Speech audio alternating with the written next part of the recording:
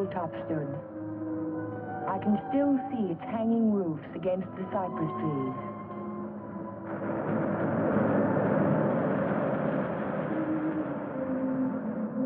But Hilltop is no more. There is only a scar of jutting rock where once its windows glittered in the California sun. My Aunt Amelia's house still stands next door. I was a welcome guest within its walls, but to me it will always be a house of fear. I was afraid that Sunday morning in September. I was afraid before the doorbell rang.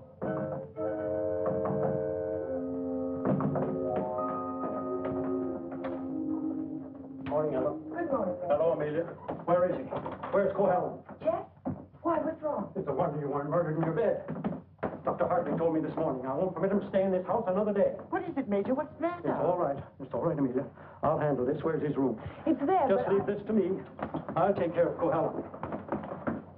Cohellen! Cohellen!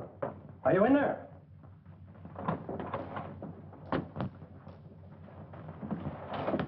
He's gone. He can't be. He said last night...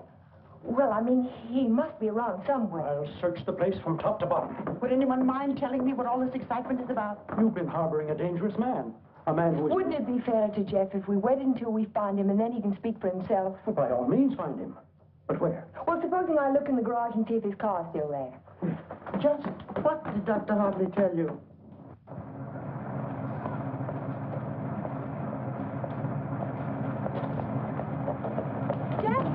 Jeff, are you in there? Jeff! Jeff, are you all right? Major Badger! Hurry up! What's the trouble? What's the trouble? What's wrong? Jeff, I'm dead in the motor! Oh, my.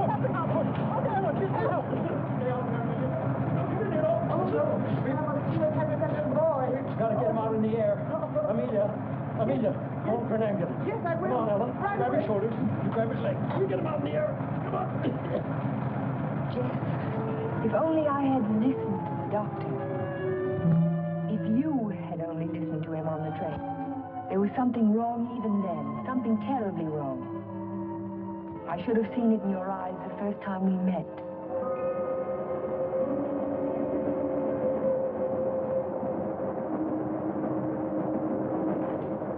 Hello, Jeff. Oh, hello, Doc. Patient in Los Angeles, or were you just doing the town? Oh, medical dinner at the Biltmore last night. What have you been up to? I spent a couple of days at the General Hospital. Those dizzy spells again? Nothing serious, I hope. When I need a doctor, I'll come to see you. I was getting some technical stuff for the Veterans Hospital I'm working on. Didn't I hear somewhere that Ben Shepard donated the land for it? That's right. Join me in a cup of coffee? No, thanks. I've just had breakfast. I'll see you later then. Oh, Jeff, Yes? I don't like those recurring periods of depression of yours. Why don't you come in and let me give you a checkup? One of these days.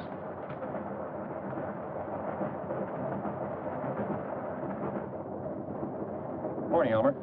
Oh, good morning, sir. How about a little breakfast? You can start me off with some black coffee. Yes, sir.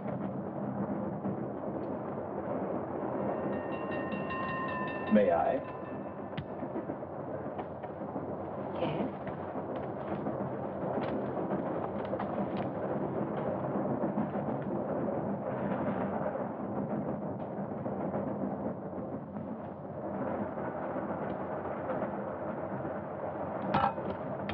Oh, sorry.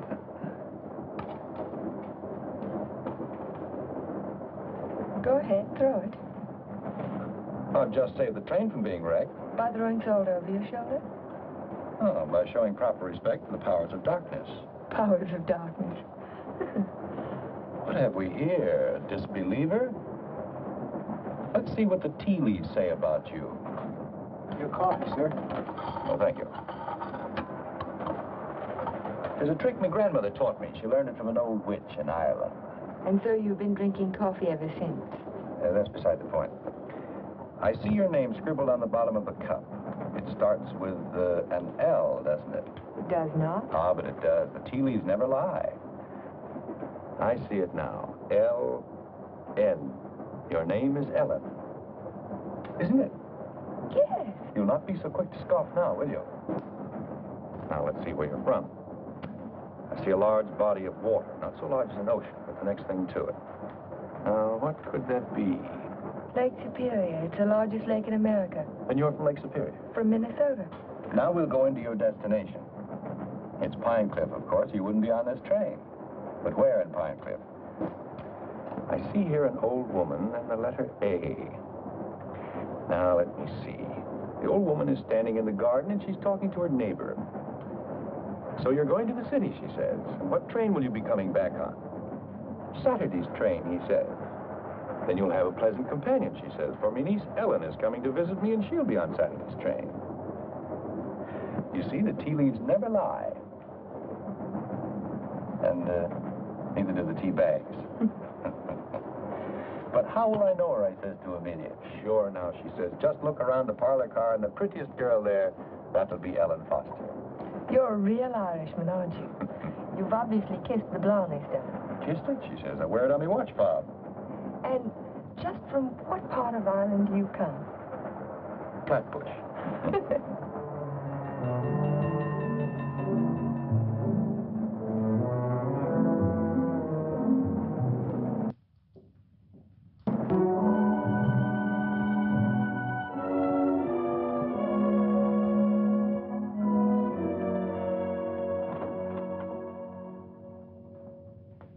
Good morning, Sue. Good morning, Mr. Cohallen. Mr. Shepard here yet? Well, he's in his office. Thank you. I think this would be an ideal site for the beach club, don't you, Keith? Yeah, it certainly would, Ben. Busy, Ben? Oh, come right in, Jeff. We bring the road in here and divide this section into 2-acre lots. Hold out this area for the golf course. Hi. How are you, Ben? Hello, Jeff. How was the trip? Fine, thank you. I bought you a little present while I was in Los Angeles. Found it in an antique shop. Hi, Jeff. Parents? It's a map of an old Spanish land grant. Say, that is an antique. Here's the Ibarra territory. My grandmother's grandfather, he lived right there. That was before California was a state, wasn't it, Ben? It certainly was. I keep forgetting how long your family's lived here. Only since 1820. Really? Come in. Pardon me, Mr. Shepard. What is it, Mac? Well, Sue told me you were in here. Did you take any blueprints with you when you went down to the city? No, why? Why, the rear elevations are missing. They can't be. I put them in a file Thursday. Well, they're not there now. Well, there must be. Come on, I'll help you look for them. See you later, Ben. Thanks for the map, Jeff. Glad you like it. Jeff seems to be getting awfully absent-minded lately, doesn't he? Well, the boy works too hard. Maybe so, but... Say, that's quite a map, isn't it? Oh, it's a beauty. Look, here's our beach. That's the old Spanish name for it, Costa del Rey, the Coast of Kings.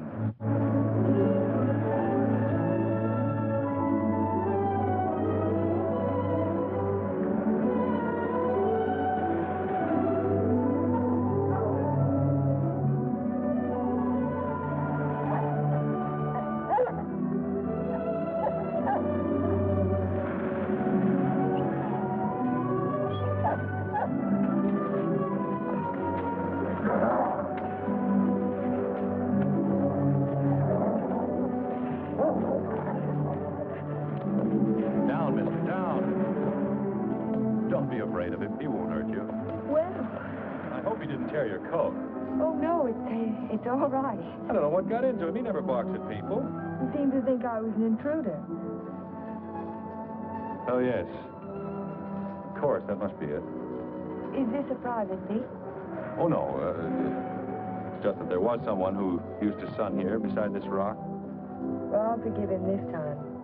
I must say you own a very particular dog.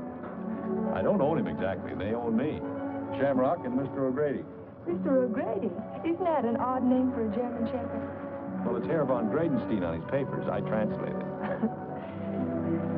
Well, I guess I ought to go home. I'll walk along with you.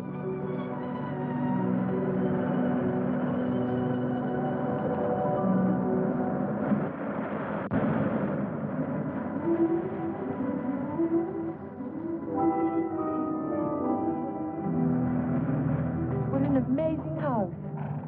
Don't you like it? Yes, I think I do. It looks as if it had wings. As if it could take off and fly across the sea. That's the effect I was striving for when I built it. You built it. My house. Certainly belongs exactly where it is, doesn't it? Yes, I think a house ought to blend with its environment. If it's built in a valley, it should crouch between trees. If it's on top of a hill, it ought to be part of the sky. As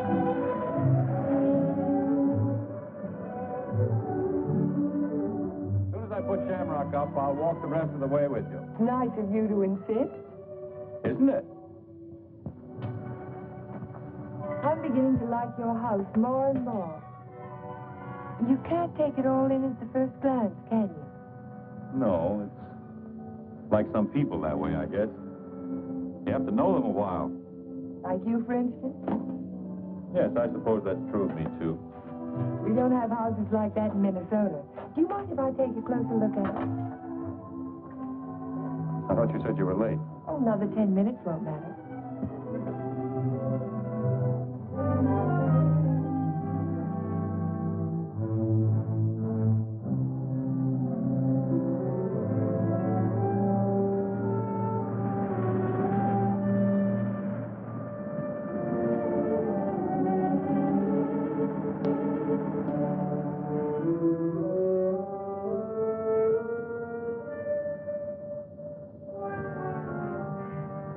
May I go in?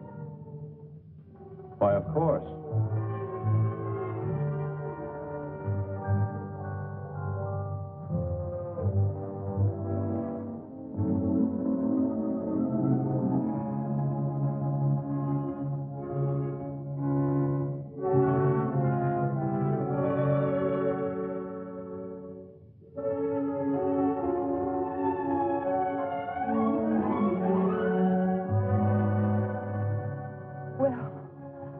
I just don't know what to say. Care for a drink? Thank you. Sherry, all right? Yes.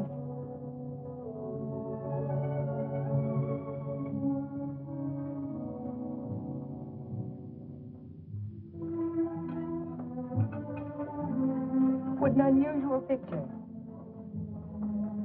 By Del Lopez, the Mexican modernist. Thank you. What's it called? Doesn't have a name. What does it suggest to you? Well, it's not real, but then it's not real either. It might be a garden in a dream. Might be. Or he dreamed of the girl who belonged in the garden. That's pretty good. And then she became more important in the garden, and perhaps that's why she's out of proportion. Perhaps she did. Perhaps that's why a woman gets out of proportion to a man. I really don't know anything about modern art. There isn't anything to know about it. It's like music. Its form doesn't have to copy nature to please the senses. Or does it? We were talking about art. I was talking about figures. Are you interested in figures? I have a Sedigliano. You have a what? Sedigliano, an Italian sculptor. I bought one of his porcelains with my first fee. You'd like to see it? Yes, I would. Where is it? Over by the window. Come on, I'll show it to you. This is my good luck charm. It's called Hotai, the Chinese goddess of chance. Sedigliano always...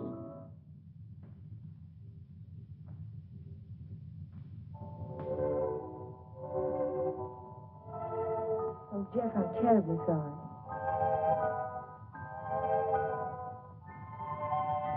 Can it be mended? No, it's beyond mending. Well, Aunt Amelia may be worrying about me. I suppose I should go home. Yes, I suppose you should.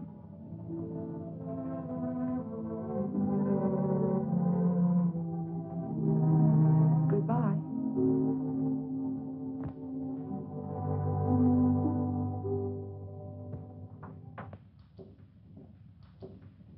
Hello, Miss Foster. Is Aunt Amelia at home? I didn't see her go out. Ellen. Oh, hello, Aunt Amelia. Were you afraid I was lost? No, I was sure you could take care of yourself. But it was getting late, and I was afraid you'd forgotten about the dance at the country club tonight. Of course not.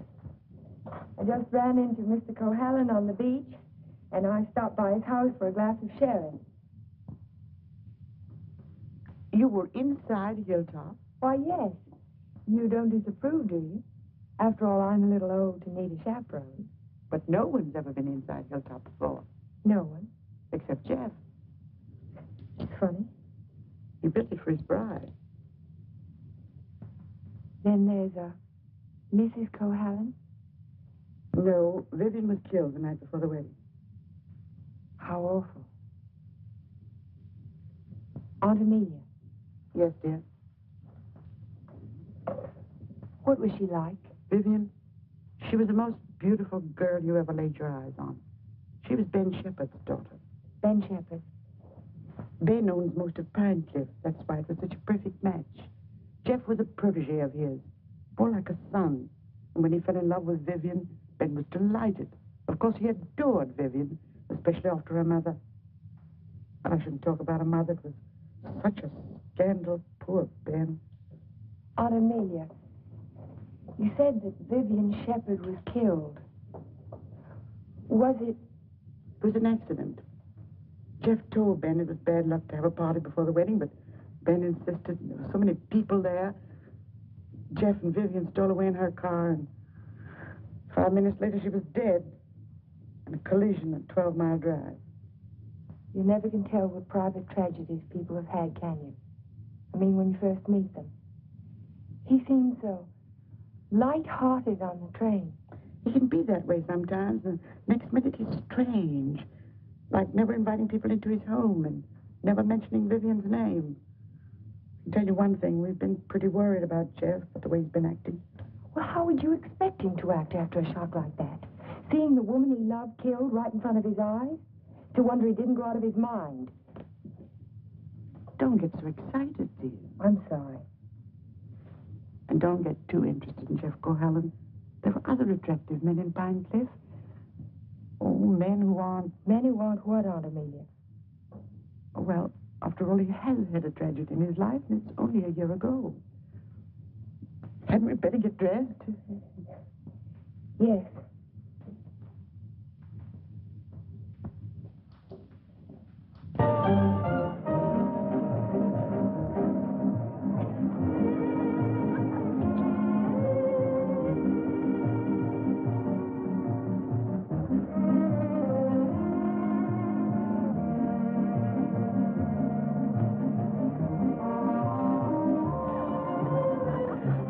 How about taking a look at a great big California wall, huh? I can see it through the window. Yes, what I had in mind was a personally escorted tour. Think of my reputation, Mr. Ferris. But I am thinking of it. A new girl in town seen walking with me in the moonlight, why the stag line will give you a rush. I never encourage stag lines. There's no future in them. Well, in that case, we'll sneak out quietly, huh? No, thank you. Thank you, but no. Cold climate, Minnesota. Yes, isn't it? Let's go down to the bar, Tubby. I see you know our local hero. Charming fellow. Yes, he is. I suppose you fall madly in love with him. Everybody else does. Except you, Mr. Ferris. Oh, I think he's just ducky. Did you children enjoy your dance? It was just ducking. Keith, you must sit down and have a drink with us. I thank you. I'd like to. Hello, Amelia. Hello. Welcome home, Dodo. Thank you. Good evening, Major. This is my niece, Ellen Foster. This is Miss Ferris, dear. How do you do? How do you do? And Dr. Hartley. Why, yes, we met on the train. My name is Ferris, too. You, I know. A wolf, Major. Now, you two stay right here and don't you move till we get back.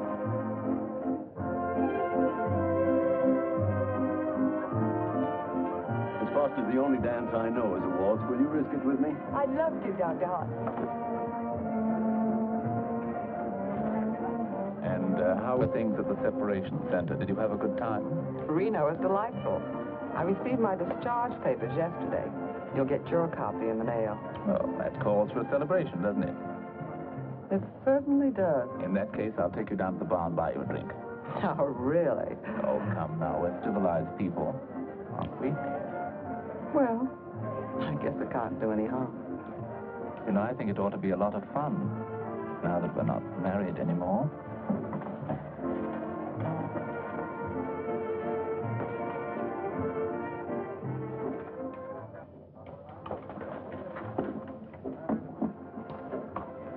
What do you think your chances are? Ben, I built more hospitals in the South Pacific in 1 year than the average architect will see in a lifetime. The only competition I'm worried about is Talbot and Talbot. Huh? Not that I can't compete with them professionally, but they seem to know how to play the political side of it. Well, that won't count here. I hope not. Anyhow, I'm indebted to you for a crack at it. I merely suggested that they invite a local architect to submit plans. Jeff, you're looking pretty seedy. Sure you haven't been working too hard? Well, it's been a pretty hectic week, Ben, but we finished up tonight. Plans are all wrapped and ready for mailing in the morning. Hello, Ben, you old darling. Hello, Dodo. Hello, Jeff. There's an admirer of yours looking for you upstairs. Who's that? A girl by the name of Foster. You seem to have made quite a score. Aren't you speaking to me, Jeff? Certainly, Dodo. How are you? Fine. Are, congratulations in order? They certainly are. We're celebrating the new freedom. See you later. Bye. I think I'll go upstairs, Ben. It's, getting a little crowded down here.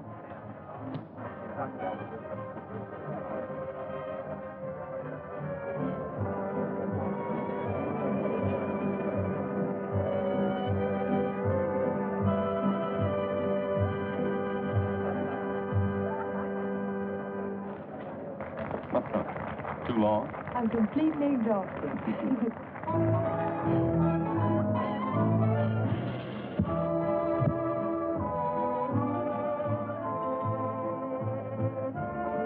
What is that song? Do you know? It's called Don't Forget Me.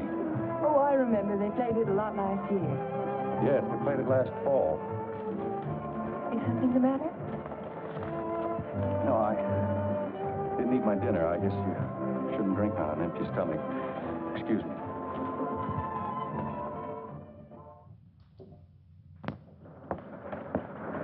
Here, Butch. Such a little animal, and yet he's got an appetite as big as mine. Well, Jeff doesn't answer. Oh, maybe he left early. But he looked so worried last night. Well, supposing he's ill and there's no one to take care of him. After all, dear, Jeff's a big boy now. Oh, how nice. We're invited to Ben's Fiesta next week. He gives one every year. I think I'll walk over and make sure he's all right. Who, Ben? Oh, you mean Jeff?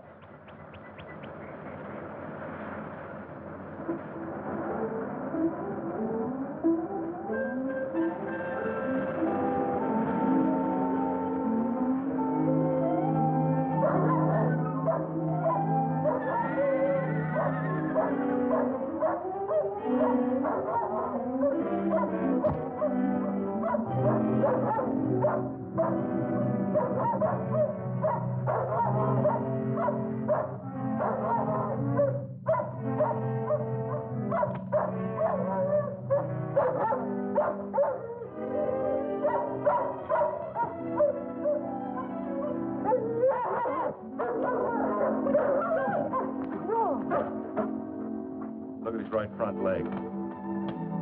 It's shattered. Oh, Shamrock. I hate to have to destroy him. How did it happen? I don't know. I don't know how it could have happened. You better wait for me outside.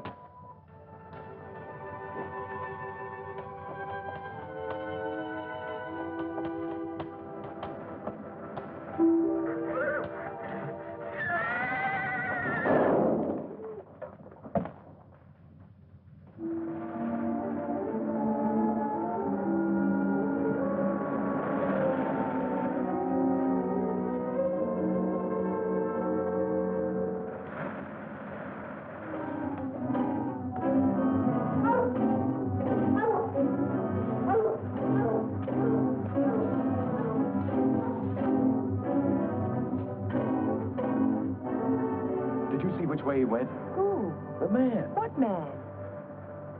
He was hiding in the bushes. Didn't you see him? No. I only saw some branches move, that's all.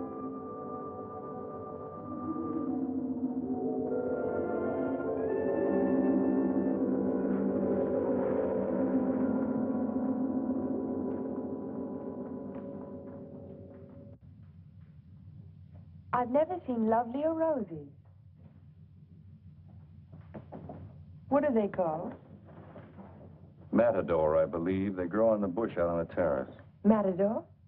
Oh, of course, after the color of the bullfighter's cape. Or the bull's blood. Jeff, I'm so sorry about Shamrock.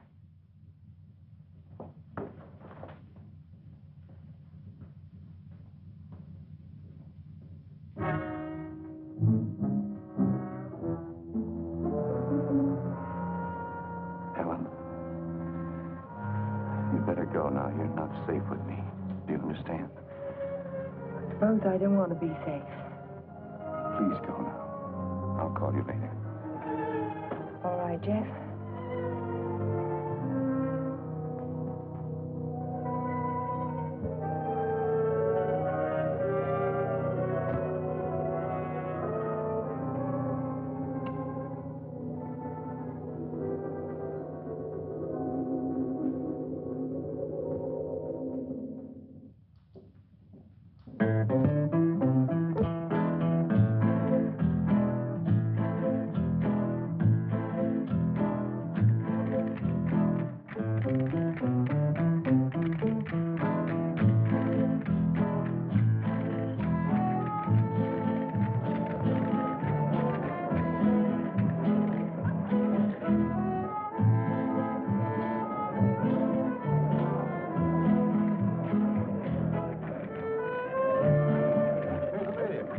Hello, everybody.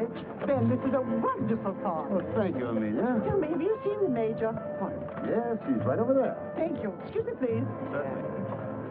Will you excuse me, please? All right, Ben. Major, I wonder if you could carry yourself away from these charming people and come and speak with Mrs. Atkinson. She's dying to talk to you. You know, for a woman 90 years of age. Go ahead, tell me. What does a certified public accountant do? Especially a pretty certified public accountant.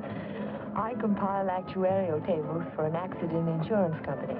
What are the odds against a man fracturing his arm? That sort of thing. Oh, what are the odds? 90 to 1 that you won't break your arm this year. Well, that's good. But if you do, it's 2 to 1 that it'll be the right arm. Or have you noticed that in your practice? No. What I've noticed is that my patients have all their fractures just when I'm ready to sit down to dinner.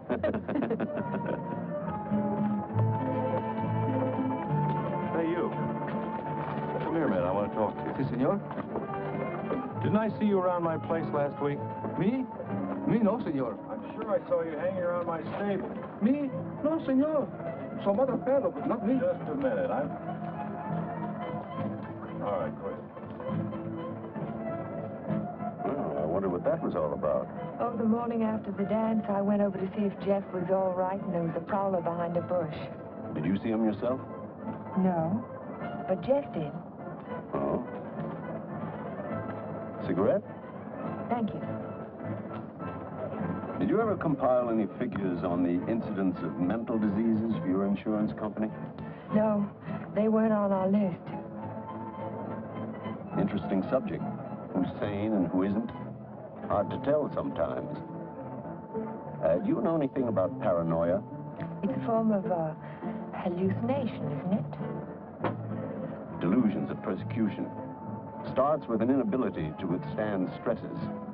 Normal person experiences misfortune, throws it off sooner or later. But if a person is psychotic to begin with, he may start to imagine things. He might even begin to imagine there's a conspiracy against him.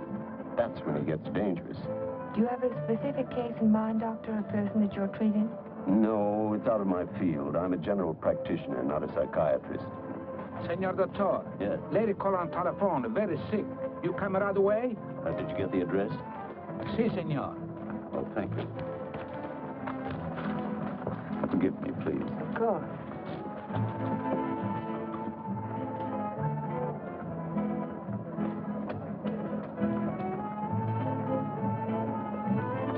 Are you sure, Jeff? Ben, I'm positive it was the same man. Well, I'll talk to him if you want me to, but you know how it is with those fellows. They all look alike if you don't know them. Maybe you're right, Ben. So the guy gets up and he says, Keith, you take a powder. Well, the guy was bigger than I. What can I do? Same thing happened to me, only he wasn't so tall. Oh, I remember all too well. Remember that evening? Excuse me, honey. I'll be back in a while. Certainly. Because the rest of the committee feel that a local architect should have the job. Ben, may I see you a moment? Surely. Excuse me, Jeff. Certainly.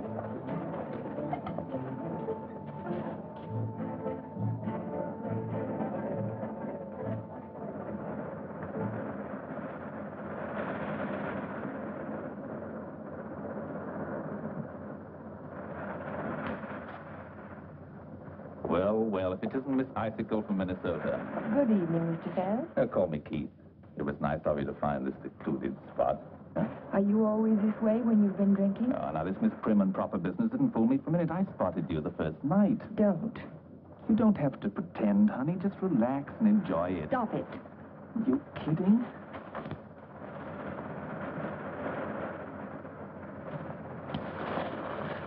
Jeff. Hello, Galahad. Been playing Peeping Tom? Get out. Don't be ridiculous. As I was Would you saying, mind honey, leaving us alone? Jeff, please I'd like to don't. have a few words with him. Privately. If I ever catch you around Ellen again, I'll run you out of Pine Cliff. Galahad, you frighten me. I'm warning you, I mean it. Keep away from her. I know too much about you. So what? You'll never open your mouth. That's the beauty of it. It's your story, and you're stuck with it. I don't have to open my mouth. I can close yours. What are you two boys arguing about? What does anybody ever argue about? Politics. Oh, politics. Keith, will you do me a favor? Dr. Hartley had to leave on an emergency call. Will you see that Dodo gets home? She has a little headache. I'd be glad to. Ben, don't you think maybe I'd better? Look, I pay her alimony. I'll take her home.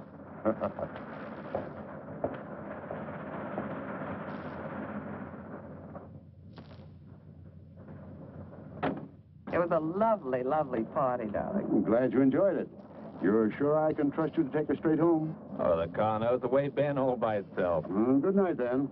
Oh, Ben. Yes? It might be a good idea to keep an eye on Jeff tonight. See that he doesn't drink anymore. He was getting a little out of control. Thanks, Keith. I'll watch him. Good night.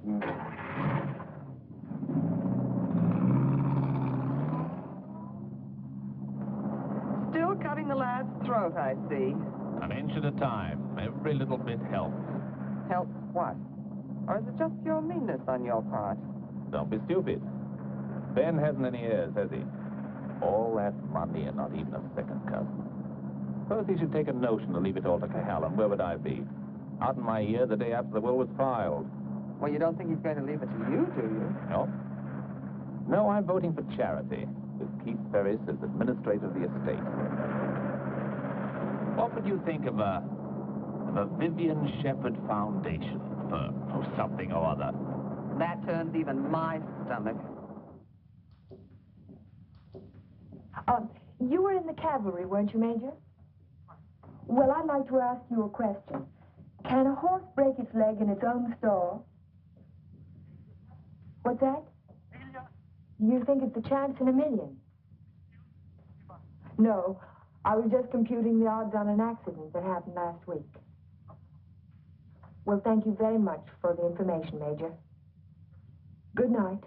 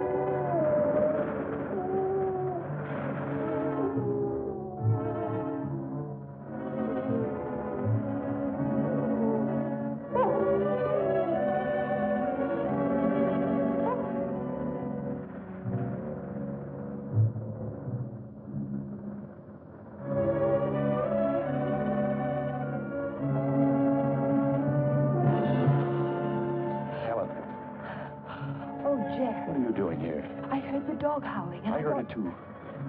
Could you tell where it came from? No. It's around here someplace, but I can't locate it.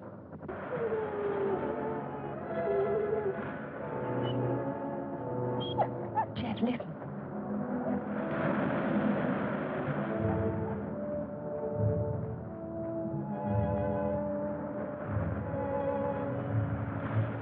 What's the matter, mister?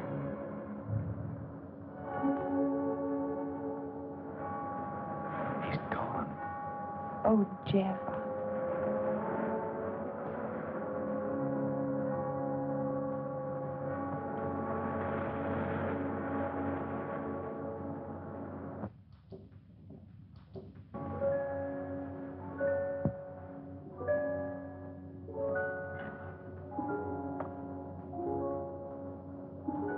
Well, that's about all we can do tonight. Jeff. I want to talk to you. Well, not now. I'm sorry, I didn't mean to be rude, but I'm just not in the mood for conversation. You have to listen. It's important. Well, let's go up to the house.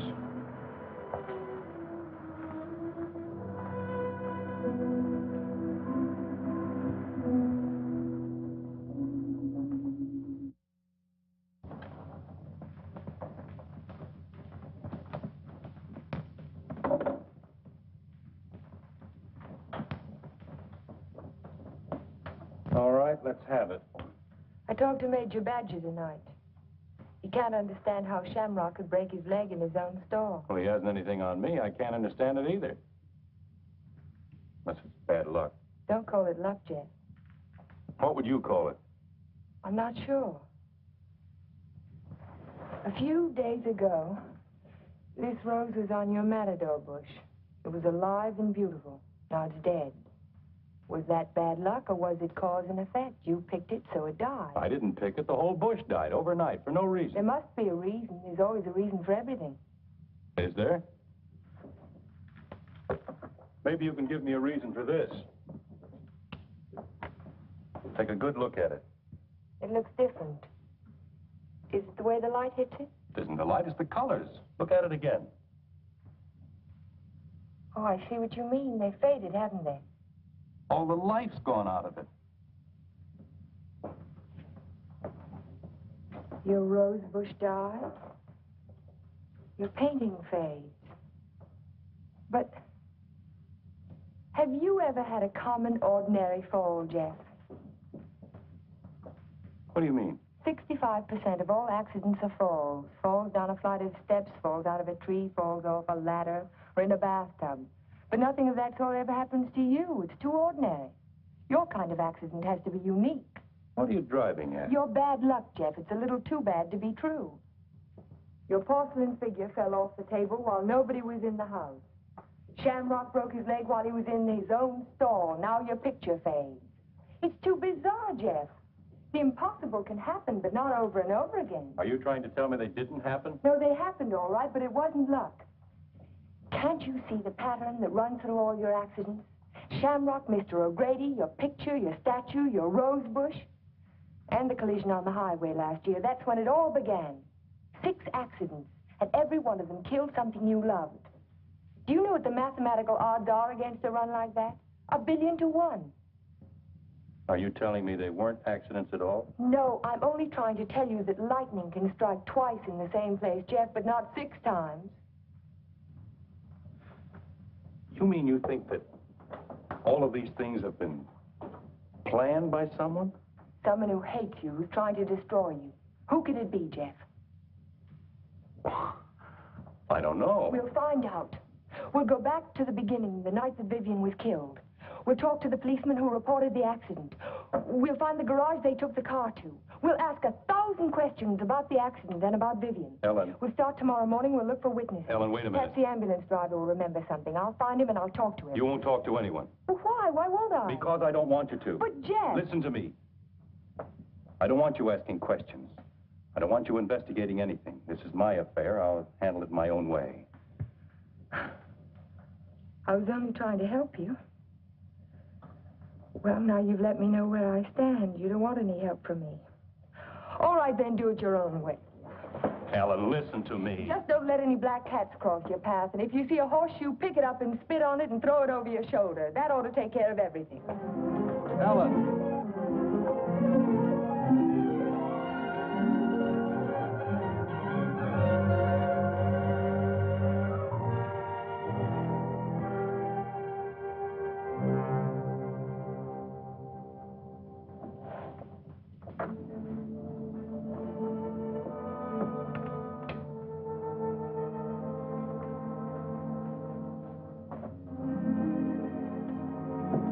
Come in.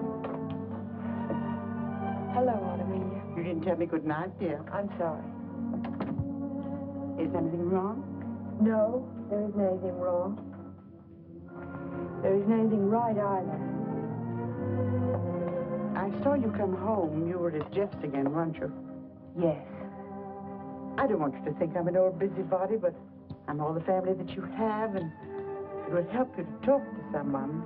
What is there to talk about? He doesn't love me. He never will. He's in love with a memory. I tried to warn you to be sensible. Sensible. I love him. I've got to help him if I can, whether he likes it or not. I know. Good night, dear. Good night, Aunt Amelia.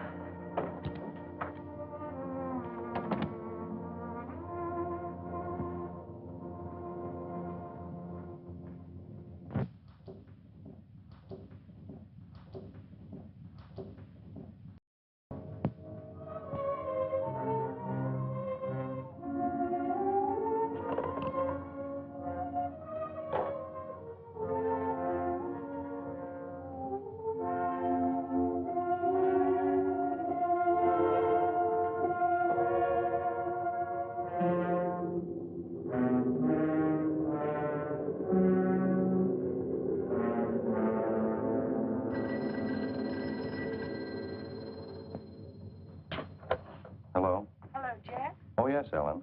I've taken your painting to an art shop. You did what? I found out some very important information. If you come over tonight, I'll tell it to you. No, I can't tell you now. Look, I thought you understood I was going to handle this in my own way. Don't argue, Jeff. Just come on over. Goodbye. Well, what do you think? It's hard to understand why it's faded. The artist didn't use pen colors. He didn't even use tempera. There must be a reason. I would say this was painted with London watercolor. That's the best you can get. Nothing fades them except continuous exposure to strong sunlight for at least a month. That's impossible. I can't imagine what caused it. Well, I'll tell you what I can do. I can talk to a couple of artists I know. They might have an idea. I think my best bet is to go and see Trilfit. He's a watercolor man. He's one of the best. He ought to know everything about it. I think I'll catch him tomorrow morning. You know Trilfit, the naturalist. He paints the dogs and horses and cows. My wife, he made a beautiful Thank you painting. very much. I'm sorry to trouble you. Oh, no trouble at all. Oh, Miss Foster. Yes? I just remembered something. Years ago, I framed some pictures for a painter by the name of Torres, Vicente Torres. One of the paintings was an old lady playing the guitar. It was a watercolor. And it faded? The man who bought the picture took sun lamp treatments that winter, and he took it on a couch right under the painting, and he was mystified why the color faded. So Vicente found out that the rays from the sun lamp broke down the pigment. Can you remember the name of the man who owned that picture? I don't think I ever knew. It was some local man. What about the artist? Is he still in Pine Cliff? Torres? He died 5 years ago. Oh. Thank you again.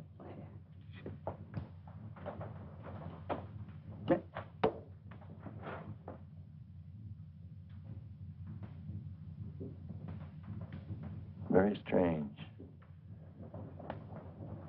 Have you told anybody else about this? Of course not. But someone in Pine Cliff knows that you can fade the colors out of a painting by turning a sun lamp on it. If we can find out who owns that picture, Jeff, the portrait of the old woman with the guitar... What would it prove? If somebody wants to destroy a painting, there must be 100 easier ways of doing it. That's not all. Read this.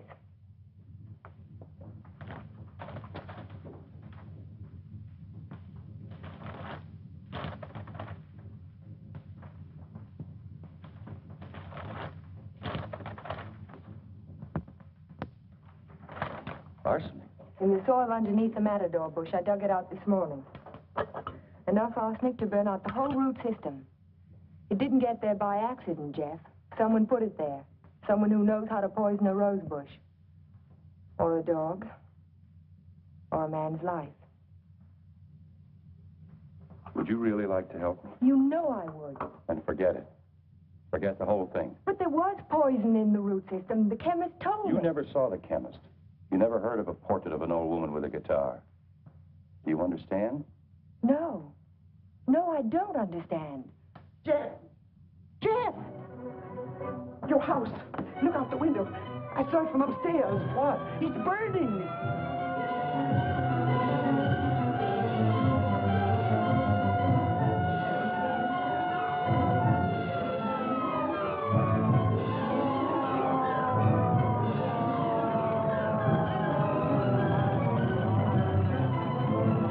Sorry, we won't be able to save much, Mr. Cohallen. The fire got too big a start. Everybody stand back, please. Out of the way, please.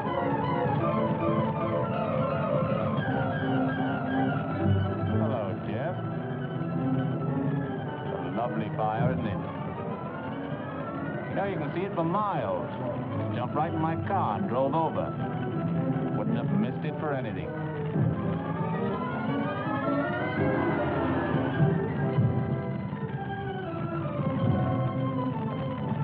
I'm so sorry, Jeff. Such a beautiful house. I'm glad it's gone.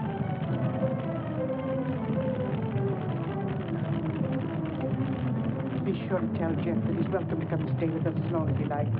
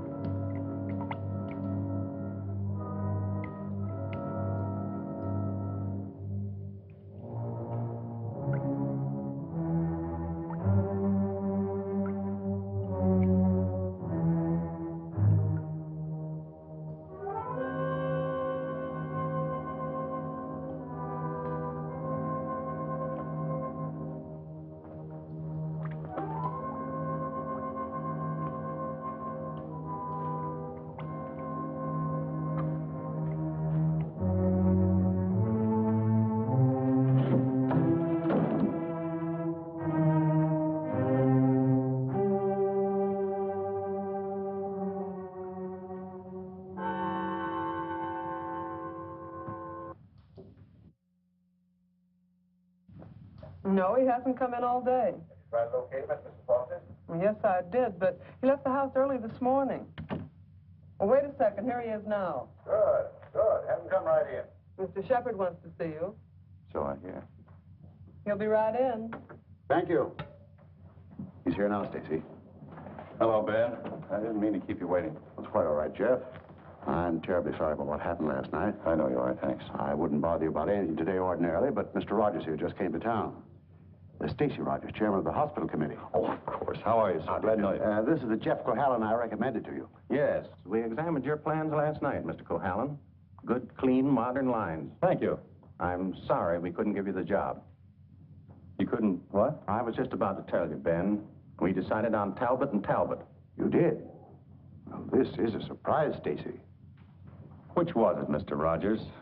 Politics or stupidity? I beg your pardon.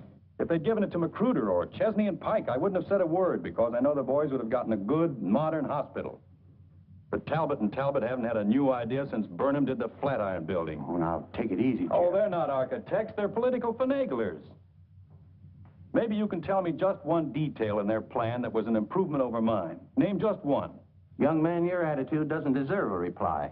But since you're a friend of Mr. Shepard's, I will say to you that no member of the board, myself included, could understand how a reputable architect would submit his design for an important building with no interior detail whatsoever. No detail. There were 17 blueprints of the interior, right down to the placement of the operating tables and surgery. You may have drawn them, young man, but you didn't send them to us. There were no interior details? None at all. Could they have been misplaced somewhere in your office? Not possibly. The sealed packages were opened in the presence of the entire board. Maybe you misplaced them, Jeff. You know how absent-minded you've been. Suppose you can find the duplicates. Would the board be willing to reconsider? That's impossible. The contract has already been awarded.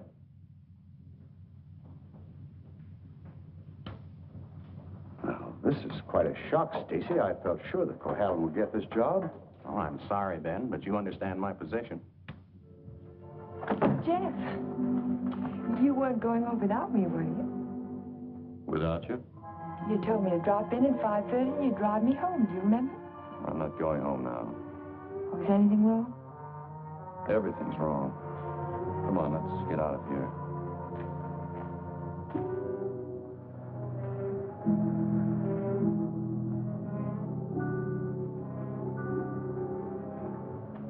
It's dreadful. A whole year's work completely wasted. Typical Cohalan luck. Don't keep calling it luck. Supposing someone took those plans out of the office and wrapped the package over again. Who'd do a thing like that? Keith would. He hates you. He hates everybody. There's something twisted inside of him. It would take a psychiatrist to explain it. And why does Mr. Shepard keep him on at the office? He doesn't know what he'd like. Dodo must know. She acts as though she's still in love with him. There are women who love men like Keith. Take a psychiatrist to explain that, too. It's getting kind of late. I'd better drive you home.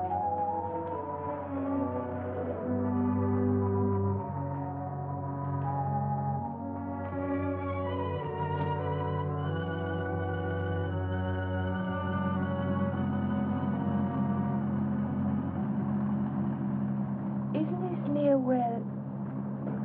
What'd you say? Nothing. Drive faster, will you, Jeff? I want to feel the wind in my face. All right.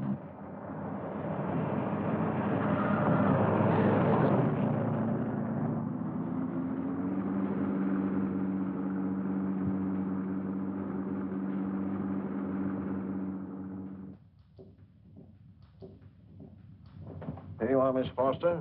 296 Hall Street, Fall River, Massachusetts. Thank you very much, Sergeant. Just one thing more. The accident happened on 12 Mile Drive, didn't it? That's right. Just 3 miles from Pine Cliff. Thank you very much. Traffic Department. Miss Foster. Who? Just a minute, please. Oh, Miss Foster. It's for you. For me? Hello? Miss Foster? This is Dr. Hartley. Oh, hello, Doctor. How on earth did you know I was here? My office is just across the street. I saw you go into the police station as I parked my car. Are you in trouble, Miss Foster? In trouble? Why, no. I mean, not exactly. I think you better drop into my office. Can you come over right away? Well, I have a long-distance phone call to make first. Well, just as soon as you complete your call. Yes. I think I could come by in about 20 minutes. Thank you.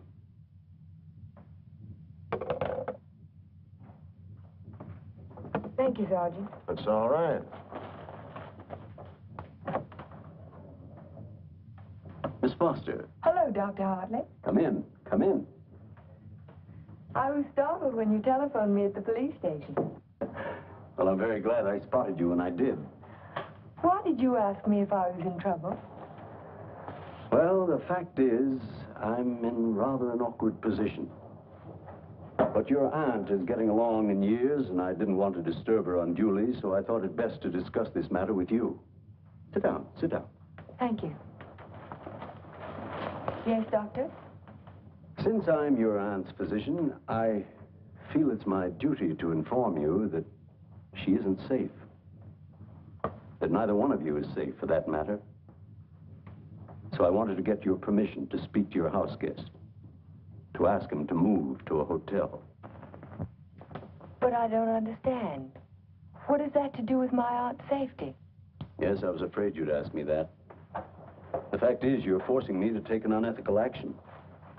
The man isn't my patient, and even if he were... Whatever it is you're trying to say, Doctor, why don't you just go ahead and say it? Yes, you're quite correct. I'll come to the point. Let me say that I believe your house guest, Mr. Cohalan, is definitely paranoiac. He seems to have all the obvious symptoms of delusions of persecution. If that's true, then you and your aunt are in a hazardous position.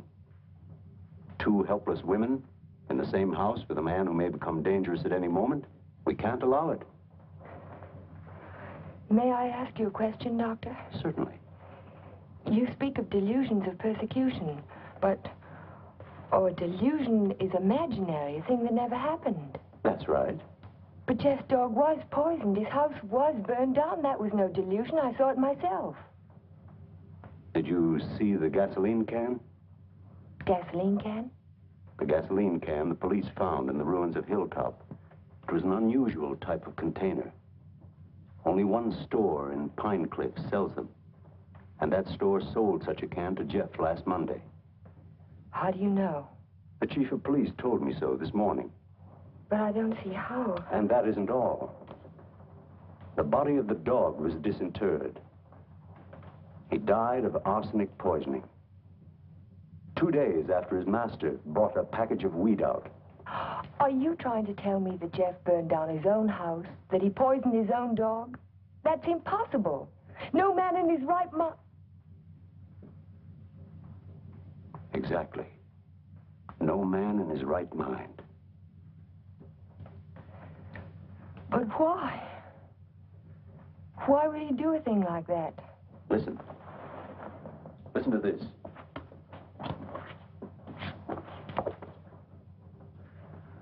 Once the feeling of guilt is firmly established in the subconscious, the patient may do injury to himself as a form of penance or self-imposed retribution. Such actions may be taken without conscious volition and will often disappear entirely from the memory stream, so that the patient is later unaware that his injuries were self-inflicted.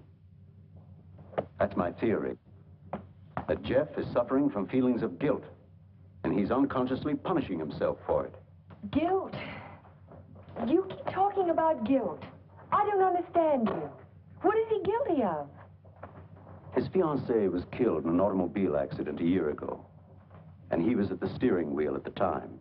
It would be an unusual man who didn't reproach himself under those circumstances, even if he was blameless. And if he thought he was responsible for the death of the woman he loved, if the thought began to prey on his mind, it's rather an obvious theory, isn't it? Yes. Then I have your permission to speak to him. I'll be as tactful as possible. No, not yet. Not until Friday. Friday? I've got to have time to think about it. I'll be very careful, but promise me you won't speak to him yet. Well, I can't force my opinions on you, Miss Foster, but I must emphasize as strongly as I can that delay can be dangerous. Extremely dangerous. I'll be very, very careful, Dr. Hartley. I hope you will, Miss Foster. Thank you.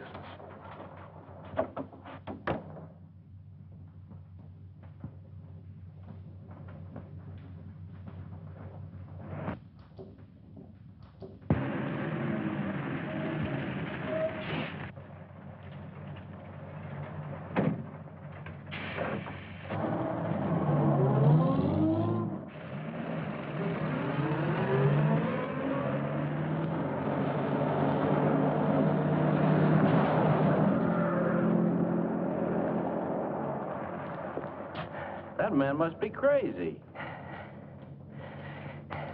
Thank you very much.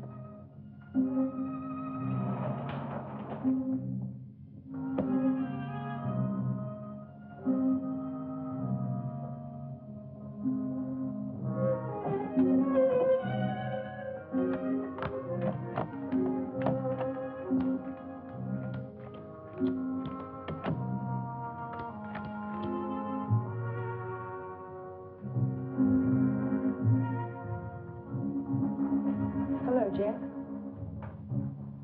Hello.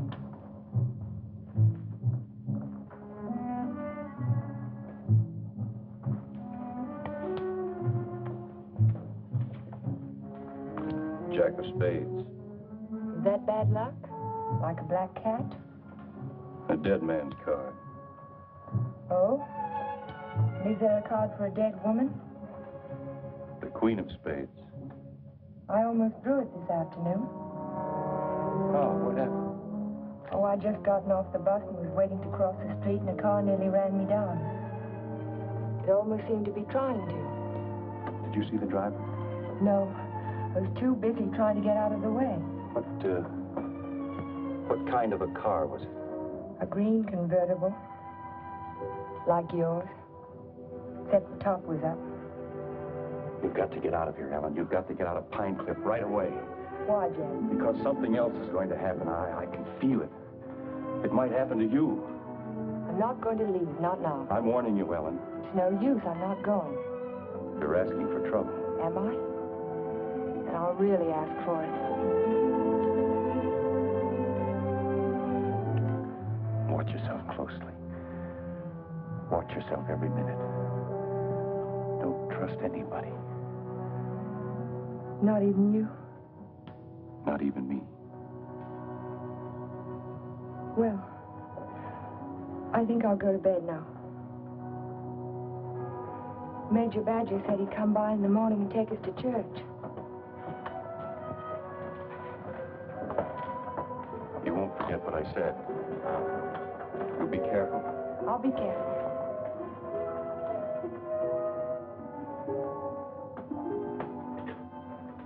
Jeff. Yes? How long have you known Dr. Hartley? For years, ever since I came to Pine Cliff. Has there ever been any bad feeling between you? No, why should there be? Well, he thinks that the shock of Vivian's death might have affected your mind. He thinks that you might be paranoid. But you don't think so, do you? No. I don't think so. Good. Good night, Jeff. Good night, Ellen.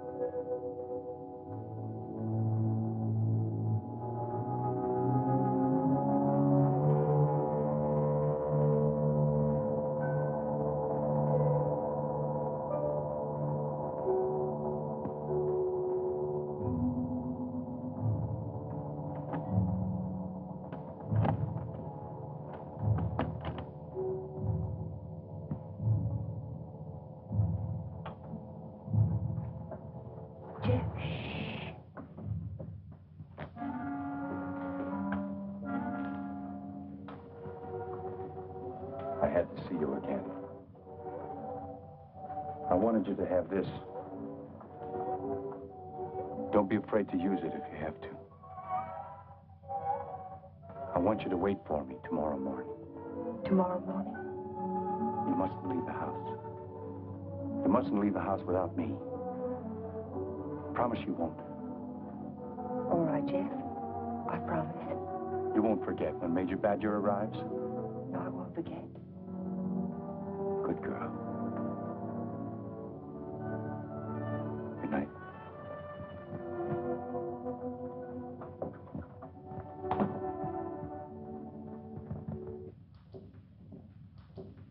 Next morning. I can still smell the fumes of the gasoline as we pulled his body from the car. But somehow it didn't quite ring true. I couldn't believe that Jeff would try to kill himself. No suicide note was found, but the local architect was discovered in the Foster garage with the door closed and his car motor running. He was immediately removed to City Hospital, where latest reports from Dr. Raymond Hartley advised that Cohalan is now definitely out of danger. On the national scene, Congress resumed its discussion of the Morse-Conlon bill today. Labor spokesmen have announced that they will request an amendment guaranteeing... I'd like some more coffee, nurse. With cream and sugar? How did you get by the no visitors sign? I walked right straight past it to ask you a question. Oh, you did? Well, suppose you walk right straight past it again, going the other way. Not till you've answered my question. Would you rather I rang for a nurse? Oh, you weren't that way on Saturday night when you needed me. I made you a promise then, and I kept it. Now I think you owe me the answer to one question. Just one. Well, I won't ask you why you came to my room that night. I know the answer to that one. Oh, you do? Certainly. You wanted to make sure that I'd find you on Sunday morning before the motor ran too long. You probably didn't start it until after the major rang the doorbell. You don't miss much, do you? You counted on that, too. You knew that when we couldn't find you in your room, I'd think of looking in the garage, no thank you, to see if your car was still there. You have all the answers, haven't you? All except one. Why did you fill those buckets with gasoline? Fill the buckets? Oh, you saw that, too? Yes. I wasn't filling buckets. I was draining the gas tank. So if you didn't show up in time, the motor would stop running as soon as the gas in the carburetor was gone. But why? Why did you do it? You had your question. Don't be technical. Why did you pretend to commit suicide? When that car almost ran you down Saturday morning, you don't think that was an accident, do you? I couldn't get you to leave town, so I had to give him a different target. Different target? Me. Man doesn't kill my rose bush and my horse and my dog and then stop there. He must want to kill me. I can't wait any longer, not while strange automobiles are trying to run you down on the highway. I've got to force his hand now. I want him to think that it's safe to take a shot at me. Don't you understand? Not quite. I've tried to commit suicide, haven't I? It was on the radio. It says so right here. So what if somebody takes a shot at me now and leaves the gun in my hand? It's an open and shut case, isn't it? The police wouldn't even investigate. So he's free to kill me now if he can. Doesn't have to hit around the edges anymore. But keep away from me. Don't stand too close to the target. Is that why you wanted me to leave Pine Cliff? That's why I want you to go home now and stay there. Lock the doors from the inside. If you have any visitors, don't let Aunt Amelia out of your sight. Don't trust anyone. Where will you be if I want to find you? I don't know, but I have to get out of here. I can't wait for him to make the next move. I've got to get out and go after him. You say the exhibit was in 1939? The summer of 39. I ought to have that catalog somewhere.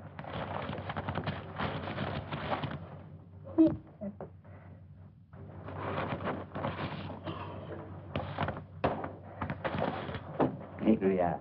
And there's a list of all of the exhibitors in here? The back of the book. Practically every artist who might have known Torres.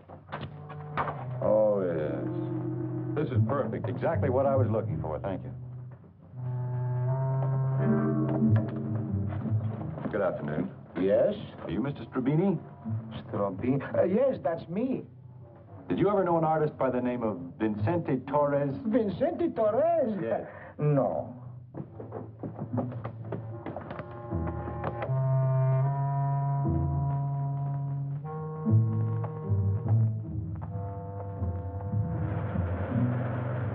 Vincente Torres? Certainly, I knew him well. Watercolor man, no sense of depth. Do you recall a painting he did, a portrait of an old woman with a guitar? An old woman with a guitar? Don't believe I ever saw it.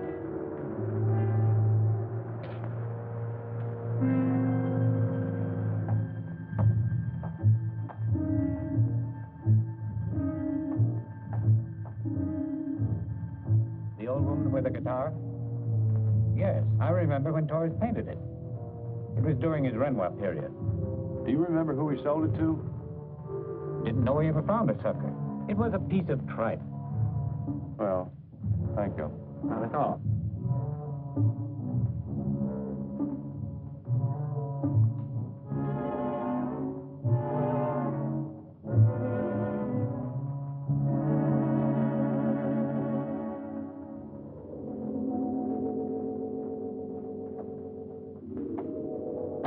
Why, Mr. Cohallen, Hello, Sue. you had a few phone calls. Anything important? I don't think so. A man named Carter called. Said he was a friend of an artist that you knew. The name sounded like Boris. Was it Torres? It could be. Did he leave a number? No. He said he'd call back around 6. What's after that now? When Mr. Shepard's anxious to see you. He's still in the office. Okay. Shepard Estates. Oh, yes, just a minute. Mr. Carter. Hello? Yes, that's the man, Vincente Torres. Do you remember a watercolor he painted, a portrait of an old woman with a guitar? You do? Do you remember who bought it? You're absolutely certain? Well, thank you. Yeah.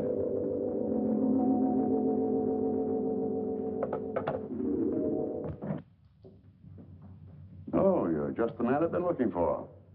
They wouldn't let me in the hospital, and you seem to have disappeared since you got out. Well, I had some important things to do, Ben. Anyhow, you're here now. That's the main thing. Of course, I know it was an accident, boy. You couldn't have done it deliberately. Couldn't I? Of course not. Just the same, you've been overworked lately. You're looking all fagged out. It's time you took a rest. Yes, I could use a rest. A nice long rest. Just what I had in mind. As a matter of fact, I'm tired myself. That's why I'm thinking of taking a trip. See something of the world before I get too old. Sounds like a fine idea, Ben. It'd be a good idea for you too, Jeff. Why don't you come along with me? The two of us could have a pleasant time together. Leave all our worries behind and take things easy for a while. What kind of a trip were you thinking of, Ben? I haven't made up my mind. Where would you like to go? Oh, an ocean voyage might be nice. If the ship had a low rail and a long drop to the water. Or Niagara Falls might be handy, or the top of the Empire State Building. Don't talk like that, Jeff. Don't even think of such things. I wasn't thinking of suicide, Ben. I don't expect to jump. I expect to be pushed. You're crazy, Jeff. You're talking like a paranoiac. Where did you get that word, Ben? Did you read it in a book, complete with all the symptoms? I'm only trying to help you, but if you're going to take this... Sit down, Ben. Sit down and listen. You had all the tools to work with, didn't you? Your ranch hands who think you're a king will do anything you tell them to. I was out your place yesterday, Ben, looking for Pedro. They told me he didn't work for you anymore. Hadn't since the day after my house burned down. You let him go, didn't you? After he'd done his job. I'm beginning to think the doctor's right. I'm beginning to believe you do have delusions of persecution. Paranoia, Ben. You learned the word. Use it. When did you first plant the idea in Hartley's mind? Did you say, I'm a little worried about Jeff?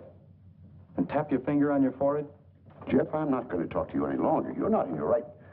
Not while you're in your present mood. I wouldn't do that if I were you. You haven't answered my questions, Ben. Are they too difficult? Let's see if you can answer an easy one. Whatever happened to that painting that used to hang in your living room, the portrait of an old woman with a guitar? Wasn't in the living room. It was in my study. Why? When'd you get rid of it, Ben? After it faded? After you found out what a sun lamp can do to a watercolor? Do you want to know who put me on your trail? You did yourself. When you tried to convince me I couldn't trust my memory anymore. I hate to say this, Jeff, but you can't trust your mind anymore. Can't I? I made a written list the night I wrapped the hospital plans to make sure nothing was left out. And 17 blueprints were missing when the package was opened by the state board. No one could have tampered with that package but you. No one else knew it would be on my desk overnight. I didn't know anything. Yes, you did. I told you. At the country club. You wanted to destroy my faith in my work, didn't you? It was the only thing I had left. Oh, Jeff, this is ridiculous. That's what I thought at the beginning. But once I began to suspect you, it all fitted together. I even remembered that your foreman was in the store the day I bought the can of gasoline. That gave you an idea, didn't it? Yes. It gave me an idea. How do you like your own medicine? How do you like waking up every morning wishing you were dead? Then you don't deny it anymore. No. I'm glad you found out. Because you can't do anything about it. Go tell somebody I poisoned your dog. Go say I burned down your house. But they'll think, don't you? They'll think you're crazy. I don't care about the others. It's what you think that's important. You've been like a father to me, Ben. In a funny kind of way, you still are. What made you change? What made you start to hate me? Was it Vivian? You killed her. I did everything for you that one man can do for another. And how did you repay me? You murdered her. Not murder, Ben. Not murder. A drunken man at the wheel of an automobile. What is he if he isn't a murderer? Can't go in there. Can't go in there. No. Ellen, what are you... Jeff. Mr. Shepard, this is Mr. Nelson of Fall River, Massachusetts. Last year he was driving through California, and when he reached Pine Cliff, he had an accident on 12 Mile Drive. Is this the man who was driving the car in which the girl was killed? Well, you said not to say anything when you paid my damages. Go ahead, answer. No. No, it wasn't. It was that fella back there.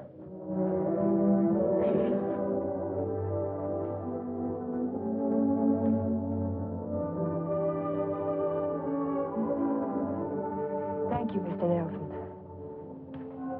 I tried to keep it from you, Ben.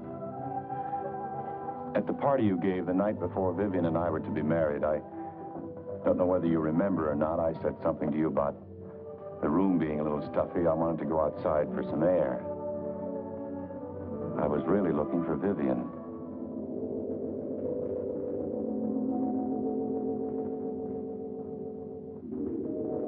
I found her, all right. I heard them talking to each other. It wasn't anything new, Ben. It had been going on for years, all the time I was overseas. He was telling her why he'd never marry her. He couldn't. Dodo wouldn't give him a divorce. So she said, we'll run away without a divorce.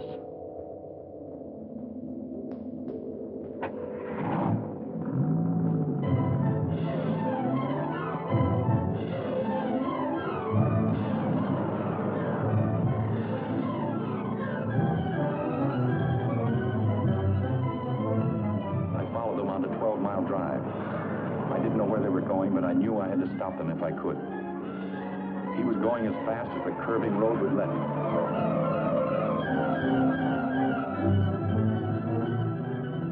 I tried to catch him, but he was driving like a madman. We were coming to the fork where 12 Mile Drive meets the highway. I saw a car approaching on the main road. Ferris didn't see the other car. I knew what was coming, but there was nothing I could do to stop it.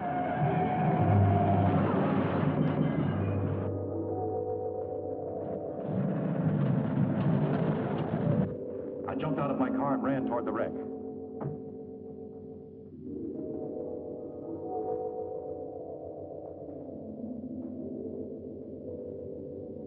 He said, do something for her. But there was nothing anyone could do for Vivian. There was only one thing left to do for anybody. I told him to take my car and get away from there. I didn't want you to find out how she died, Ben, or what she was really like.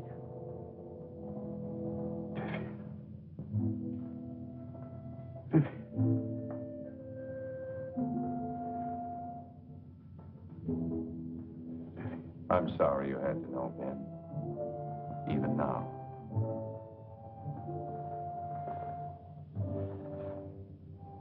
Vivian, I always gave you everything you wanted from the time you were a little girl. You were all I had after your mother ran away. She was no good. I never told you that, did I? Your mother was no good. Now you want to run away, too. You're just like her. The same bad blood. Jeff, he thinks I know. I won't go through that again. I'll kill you first. I'll kill both of us. My shoulder. Ben, put down that gun. Put it down. She ran away. She ran away from me. Call Dr. Hartley. Well, you finally fixed me with the old man, didn't you? Never get any of his money. Now he's as nutty as a squirrel. Now get out of here. Get out of Pine Cliff. If I ever see you again, I'll kill you. Dr. Hartley, this is Ellen Foster. Will you come over to Mr. Shepard's office right away? Yes, it's urgent. Thank you. It's all right, Ben. Everything's going to be all right.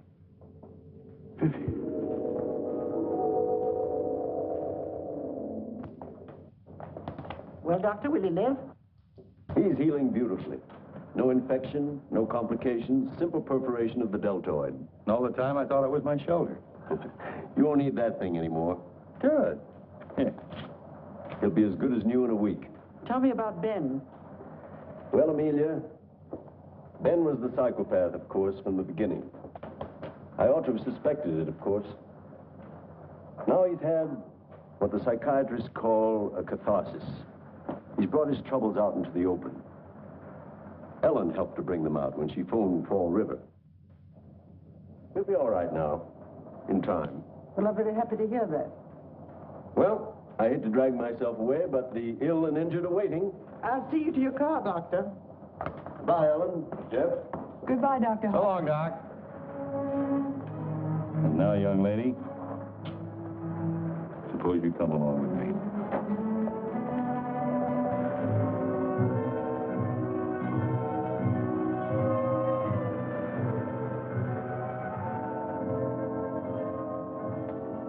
Ellen.